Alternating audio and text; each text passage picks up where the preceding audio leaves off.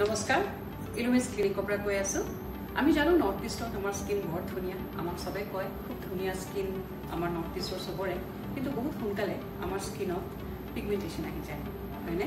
ফ্ৰেকলছ আহে ফ্ৰেকলছটো হ'লগে তিলৰ নিচিনা যোনটো দাগ বহে আৰু মেলাজমা আহে যোনটো বহুত বেছি কষ্টত ট্ৰিটমেণ্ট কৰিবৰ কাৰণে মেলাজমা কোনটো হয় মেলাজমা যোনটো গোটেই মুখখনতে বিয়পি পৰে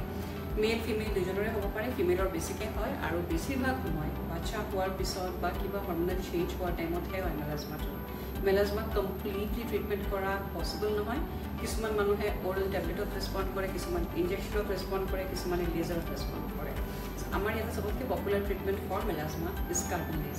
কাৰ্বন লেজাৰ এটা আমি কাৰ্বন পাউডাৰ লগাই দিওঁ মুখখনত কাৰ্বন পেষ্ট বনাই পেলাই লগাই দিওঁ তাৰপিছত আমি লেজাৰ কৰোঁ ইট ইজ এবছলিউটলি ছেফ কোনো ধৰণৰ বাৰ্ণিং নহয় আৰু আপোনালোকে নেক্সট ডে ৰ'দত যাব পাৰে কাৰণ এইটো লেজাৰ এনেকুৱা নহয় যোনটো স্কিন চেঞ্চিটিভ কৰি দিয়ে বা খুব বেছি স্কিনটো ফটো চেঞ্চিটিভ হৈ যায় ৰ'দত যাব নোৱাৰি কলা হৈ যাব এনেকুৱা একো নহয় কেইটামান ছিটিঙৰ পিছত আপোনালোকে